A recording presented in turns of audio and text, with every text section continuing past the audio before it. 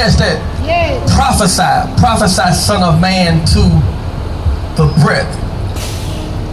Say to, watch this, say to the four winds, come, and breathe on your people that they may have life. For just a moment, I want to use as my subject in which to preach, I can breathe.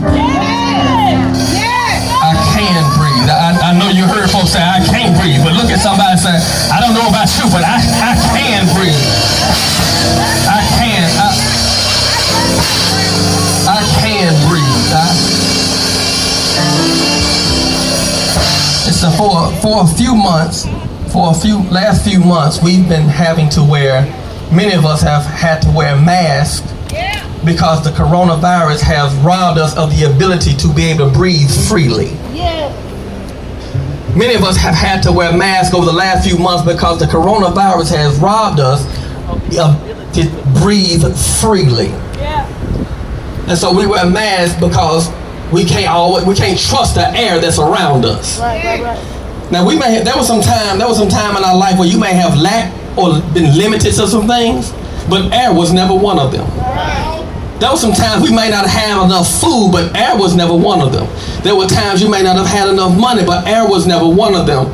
And so both George Floyd and Eric Gardner both proclaimed, I cannot breathe. I can't breathe. And I understand from a protest standpoint what that means. But I don't think we always understand what we say or the magnitude of it. I don't think we always understand as children of God what we say and what we proclaim. I understand it from a protest, but do we understand what we're truly proclaiming? And to say, watch this, to say that I can't breathe, to say that I can't breathe suggests suffocation and limitation. To say that I can't breathe suggests suffocation and limitation. But what I need you to understand is that to say that I can't breathe, when we say that corporately or interject that into our atmosphere, it also brings on a manifestation. I don't think you just heard what I said. I said to say that I can't breathe just suffocation and limitation.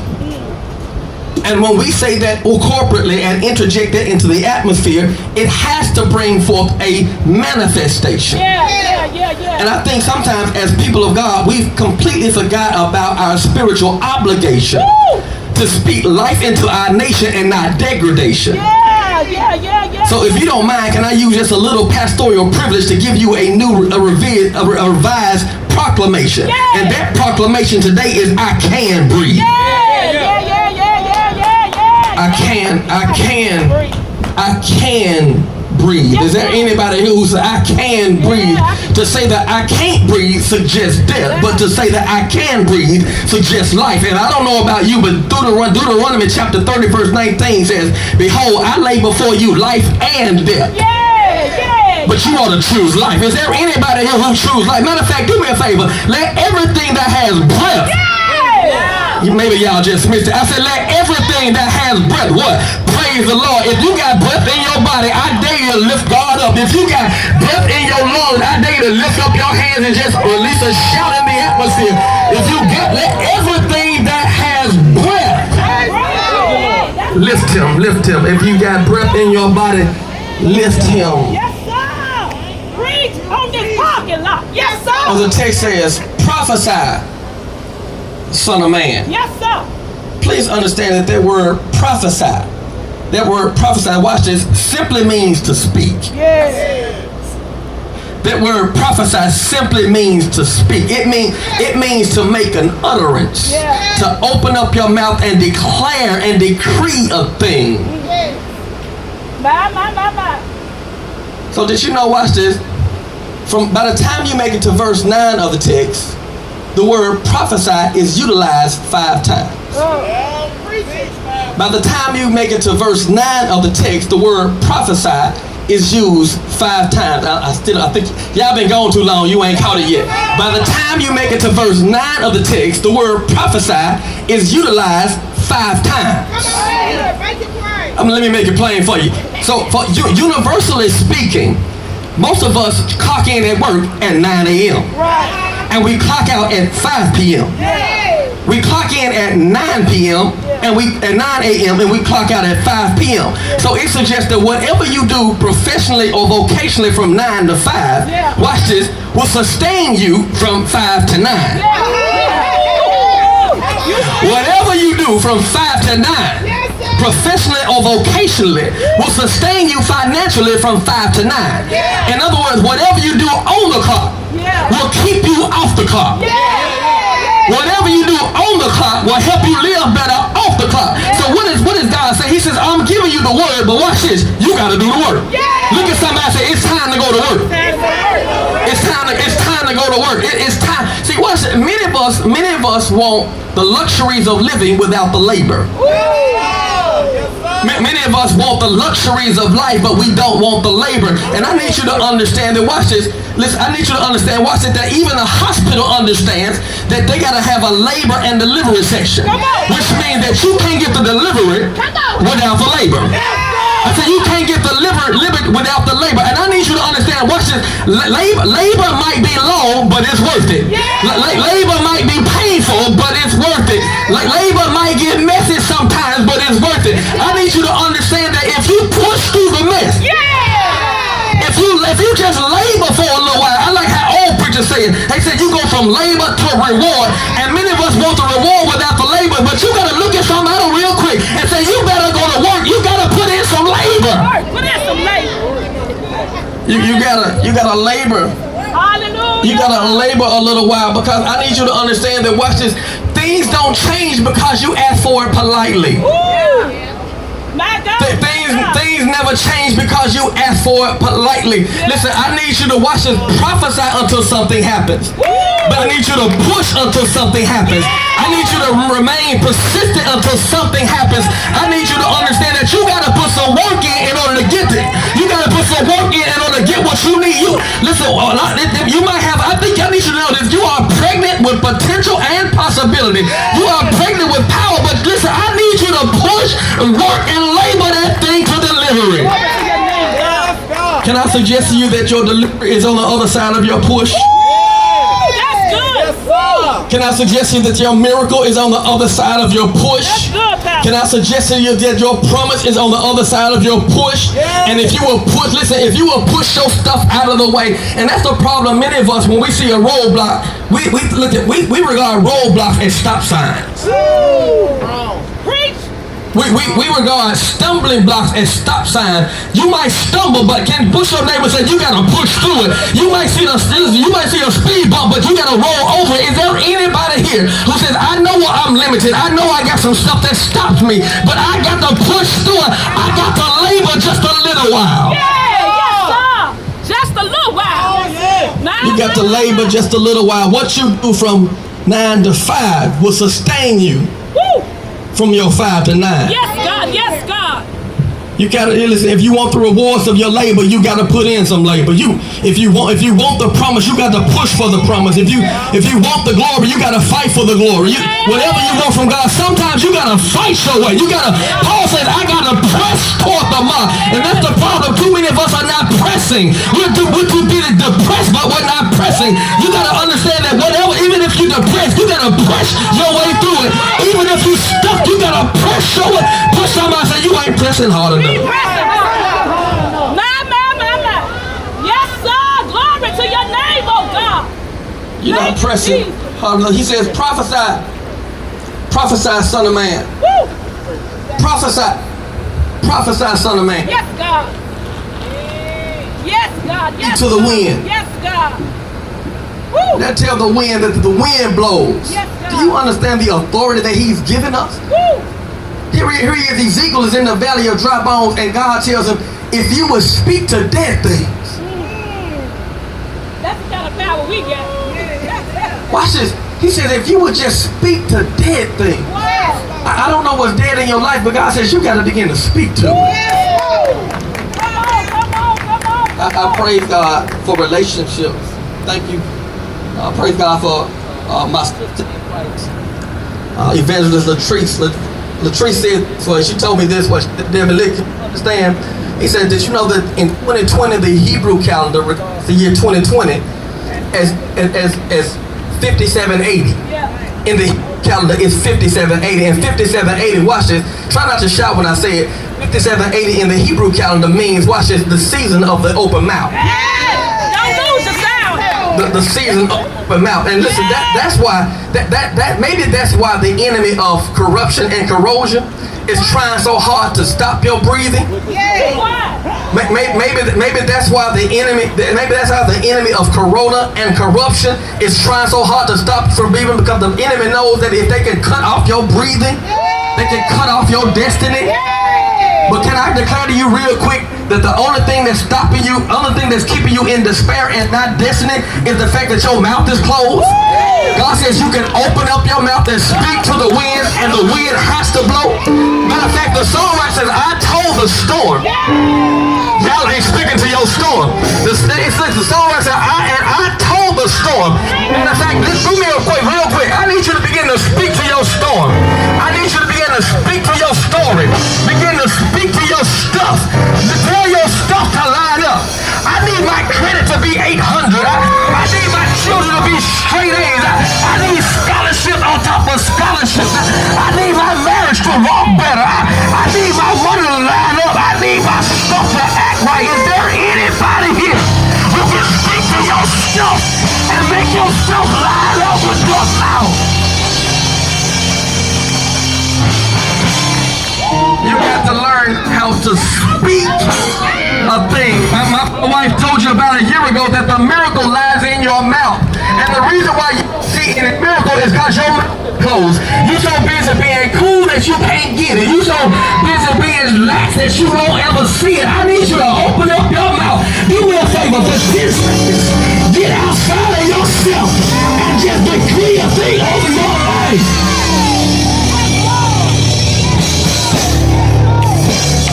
Can I suggest to you real quick that your family, the breakthrough in your family is waiting on you to speak up? The breakthrough that your family, listen, the breakthrough is waiting on you. We're waiting on folk to get right when I need you to understand that they're waiting on you.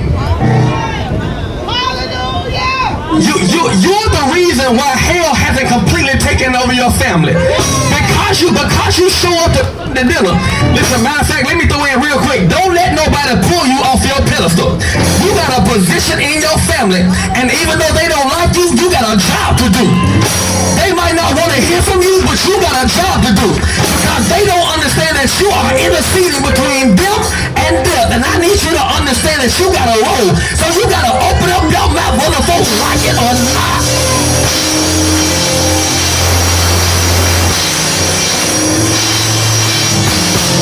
I'm reminded of a passage where Jesus rose up on the scene and the man begins to shout, Jesus, Son of David, have mercy on me. And watch what the people did. The people said, man, if you don't shut your mouth. But I like the resilience that the man had. He said, I know y'all want me to shut up, but there's a miracle in my mouth. I know y'all want me to be quiet, but my breakthrough is dependent on my shout. Do me a favor, open up your mouth so the community can hear you.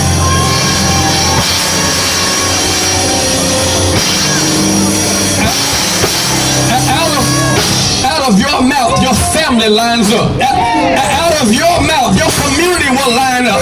Out of your mouth, your credit will line up. Out of your mouth, your baby gonna get released from jail. Out of your mouth, your son become a straight A student. Out of your mouth, he will come out of the game. Out of your mouth, you won't be promiscuous no more. Out of your mouth, your house gonna get redecorated. Out of your mouth, your life will change. Open up your mouth and decree a thing.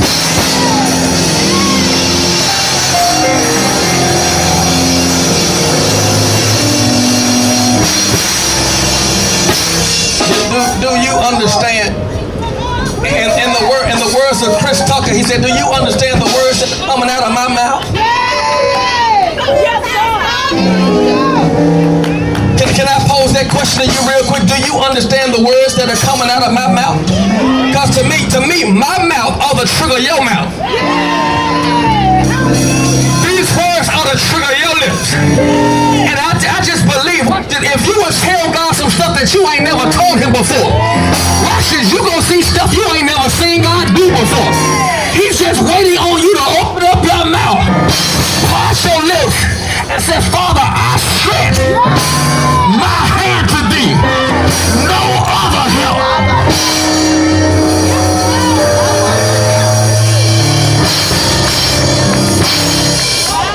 So listen, there is, I think we see in the text, Chandra, we see labor, and we see the season of language.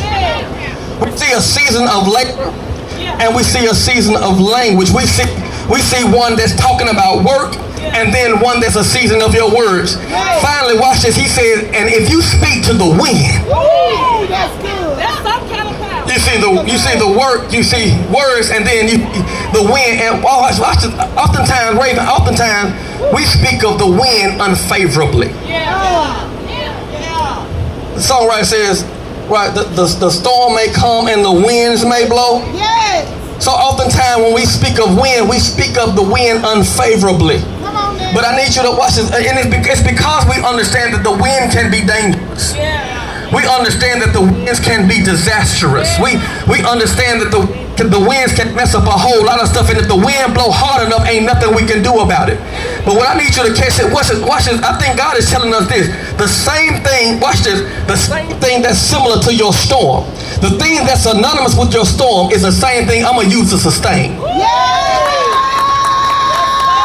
The thing that's synonymous with the storm is the same thing I'm going to use to sustain you.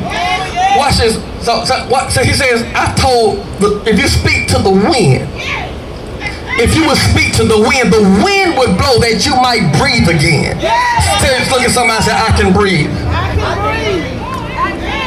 A few short weeks ago, George Floyd declared, I can't breathe. What the enemy meant for evil, I've watched God turn it around for good. A few short weeks ago, he declared that I can't breathe. But watch this, KK, I've seen God take his last breath, breathe it into a moment, and make a movement out of that breath.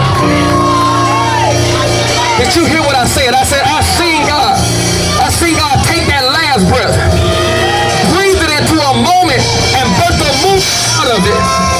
I've seen God take a last breath, breathe it into a moment that breathe a new movement.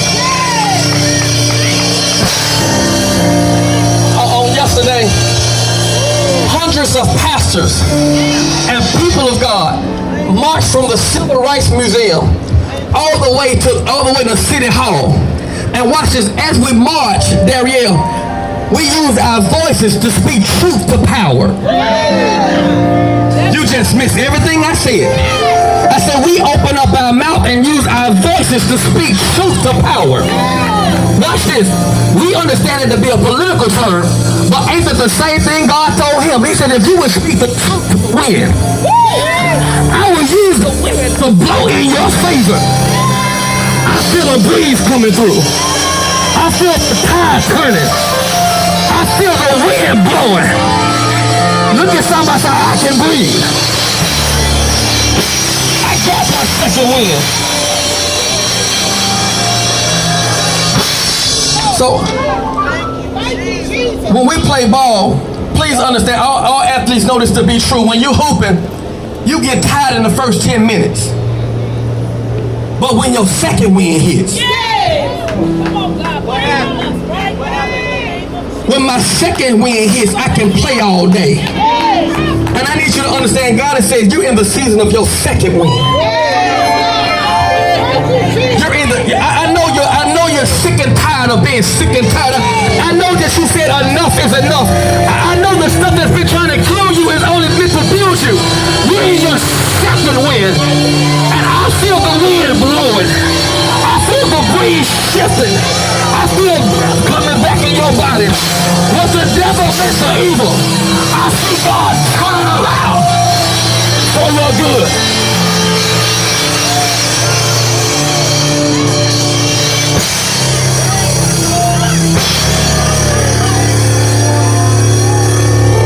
Bible says he